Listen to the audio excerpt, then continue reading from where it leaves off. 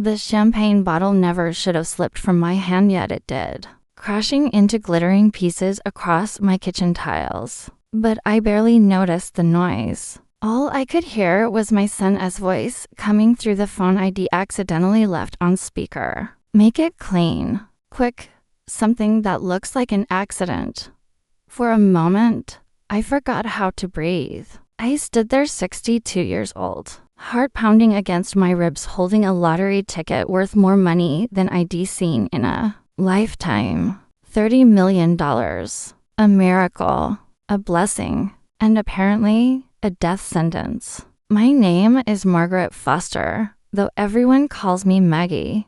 Until an hour ago, I was nobody special, just a tired bookkeeper who'd spent the last 2 decades stretching dollars and praying the car wouldn't break down. I lived in the same small house where I'd raised my son, Ryan, after his father left. I thought I knew the boy I brought into this world. But that phone call, it shattered more than the champagne bottle. It started earlier that day when I got a call from a cheerful woman at the Illinois Lottery Commission. Congratulations, Mrs. Foster. You're the sole winner. $30 million. I laughed.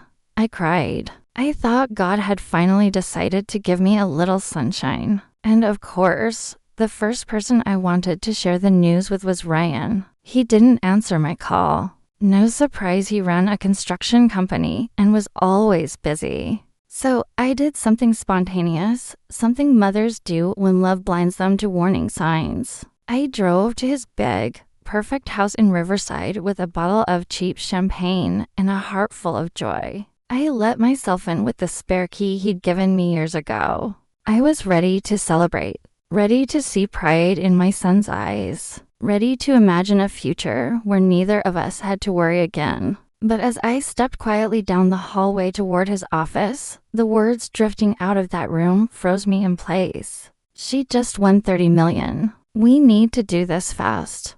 Another man's voice responded, cold, businesslike. How do you want it done? And my son, my only child, answered without hesitation. Whatever looks natural. A home accident. A car crash. She's old. It won't be questioned. My hand slipped from the doorknob. My knees trembled. The room spun. My son wasn't planning to celebrate with me. He was planning my funeral.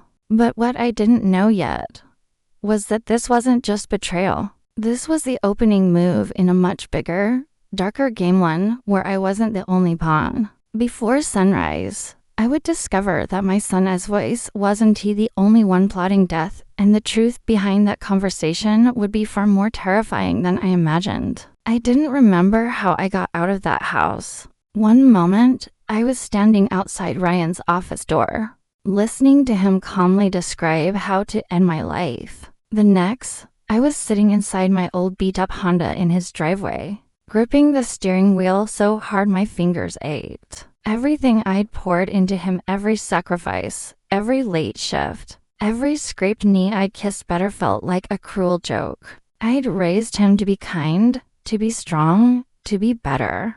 And yet the voice I'd just heard belonged to a stranger who wanted me dead before I even had a chance to decide what to do with my winnings. But shock eventually melted into something sharper, something steadier. Survival. On the drive home, memories assaulted me. Ryan at 6 years old, holding my hand on his first day of school. Ryan at 19, crying when he failed his first college exam. Ryan at 25, when he hugged me after opening his own company. Had all of that been an act? A mask he'd worn until this moment? By the time I walked through my front door, the fear in my chest had hardened into icy determination. If Ryan wanted me gone, he was about to learn that his mother was not so easily erased. The first thing I did was pour a glass of bourbon, the good stuff I kept hidden for special occasions. Funny how planning my survival suddenly qualified as special. The second thing I did was think like an accountant, not a mother. I listed everything I knew and everything I didn't. Ryan wanted me dead within 48 hours. Someone named Marcus was involved. The method had to look natural. My lottery money was the motive.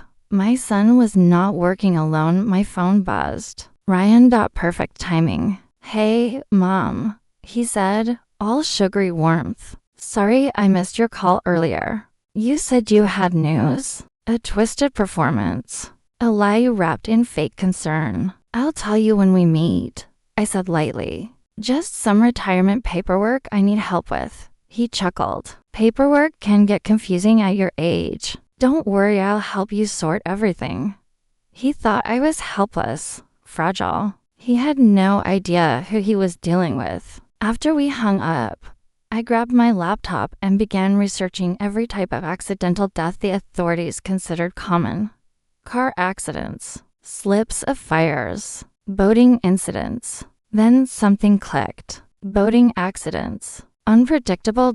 Tragic. Bodies often unrecovered. And I had a cousin who owned a marina. I took a deep breath. If my son wanted an accident, I would give him one, just not the one he expected. But as I began planning my disappearance, I had no idea that the real threat wasn't T. Ryan at all, and the man he'd spoken to was part of something far more dangerous than a greedy son. By the next morning, my house felt less like a home and more like a crime scene waiting to happen. Every shadow looked suspicious. Every creak in the floorboards made my pulse spike. But fear has a strange way of sharpening a person. And now, I was sharper than I'd been in years. With trembling fingers, but a steady mind, I dialed my cousin Jerry, good-hearted, trusting Jerry, who owned a small marina up in Wisconsin. Maggie, haven't heard from you in ages, he said, cheerful as ever. Jerry, I'm thinking of taking a little trip. Maybe rent a boat for a few days. Clear my head. Well, come on up. I'll set you up with a cabin. Perfect. A staged accident wasn't just possible, it was believable. Before leaving town, I stopped by my bank and withdrew just enough cash to avoid red flags. Then I packed a small suitcase, tossed in some warm clothes, my passport, important documents, and the lottery ticket itself, my lifeline and my curse. At lunchtime, my phone lit up again. Ryan. My throat tightened. I forced my voice to sound normal. Hey, sweetheart. Mom, I was thinking, maybe I should come by this weekend and help you sort that paperwork. He was checking my schedule, my whereabouts, my vulnerability. That's sweet, I replied.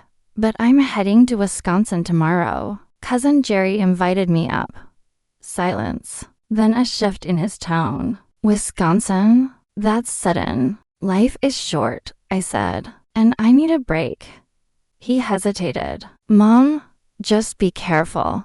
The weather's rough up there. Water accidents happen all the time. Oh, the irony. Don't worry, honey. I'll be safe. But as I hung up, something dawned on me. Ryan wasn't nervous because I was leaving. He was nervous because I was leaving his control. The next day, on the road, Wisconsin was 3 hours away, but it felt like I was driving toward a new version of myself. Someone braver, someone colder, someone Ryan shouldn't have underestimated. I took back roads, paid cash at gas stations, wore a hat and sunglasses the whole way. If someone wanted me dead, I wasn't going to make it easy. By the time I reached Jerry's marina, the air smelled of pine and cold lake water.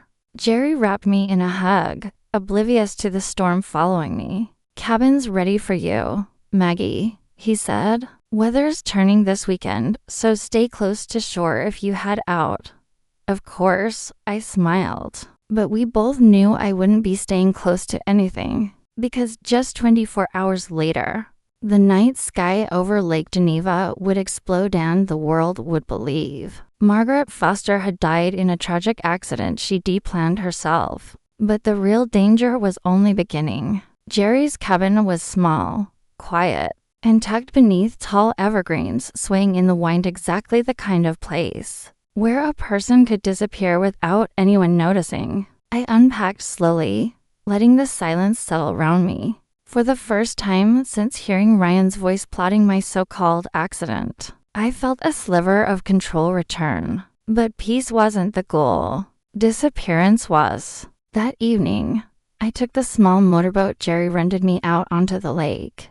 The water was still. The shoreline was empty. No witnesses, perfect. I spent an hour practicing starting the engine, drifting, marking distances, noting where the lake was deepest. I needed everything to look believable. Authentic, tragic. I didn't just want to fake a death. I wanted to fake the right death. On Friday morning, I drove into a nearby town and bought everything I needed.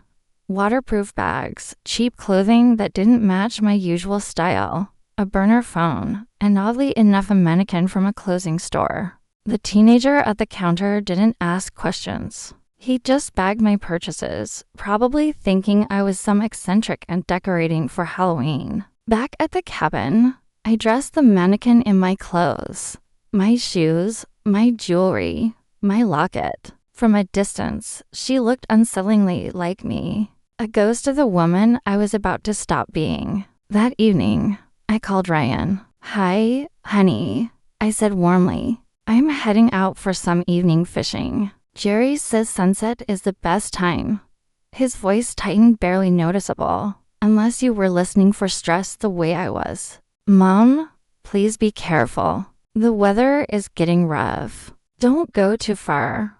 His panic sounded real, almost too real, but I couldn't afford to second guess. Not now. "Oh, sweetheart," I said sweetly, "I'll be fine. I love you."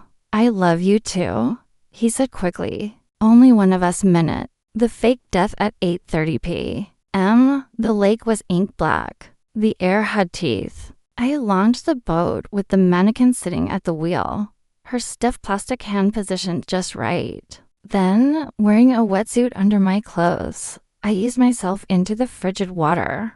I triggered the flares I de-rigged earlier, bright red streaks that lit the lake. Like a burning sunrise, and within seconds, the gas tank erupted. A deafening boom. A fireball rising upward. Pieces of the boat flying like raining stars. The lake swallowed the sound, then returned to silence. I swam toward the secluded cove I'd chosen earlier, dragging my waterproof bags through the water. Every shiver reminded me that I wasn't just leaving behind a life.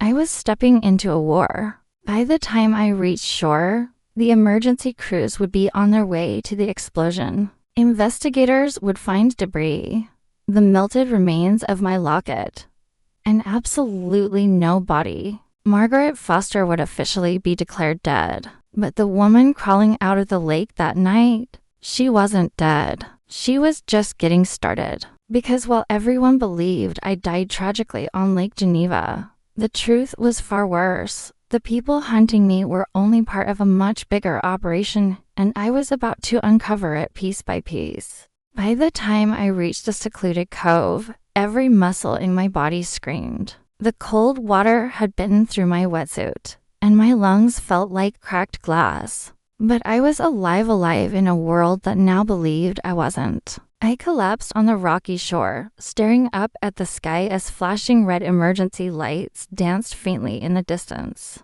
They were heading toward the flaming remains of my boat, toward the mannequin dressed as me, toward the life I just burned to ashes. I forced myself up, stripped off the soggy layers, and changed into the dry clothes stored in my waterproof bags. Then I trekked through the forest to the old Toyota Camry I bought under my new alias. No paperwork, no digital trail, just a set of keys and a new identity waiting for me. By dawn, I was in Milwaukee, checking into a small, forgettable hotel under the name Patricia Williams, a widow from Iowa, according to the documents I'd so carefully assembled. The TV in the room flickered with breaking news. Tragic lake accident. Woman believed lost. A picture of me, my real face, smiling unknowingly filled the screen. The reporter's tone was sympathetic, detached, routine. Just another tragic accident in a world full of them.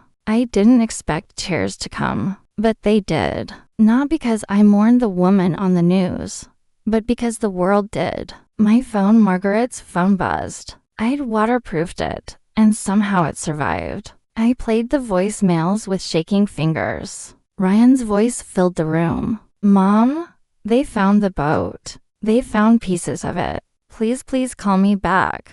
Message after message. His voice cracking. Panic replacing calm. Grief bleeding through the words. He was convincing. Too convincing. Had he killed me in his heart already?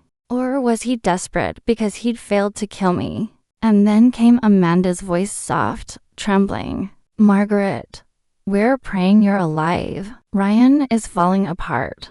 Amanda, the one innocent soul in all of this. If only she knew the truth. But grief wasn't my priority. Survival was. By afternoon, I sat in the Milwaukee Public Library, digging through estate laws, inheritance rolls, anything that might explain what would happen to my lottery winnings. One detail stood out.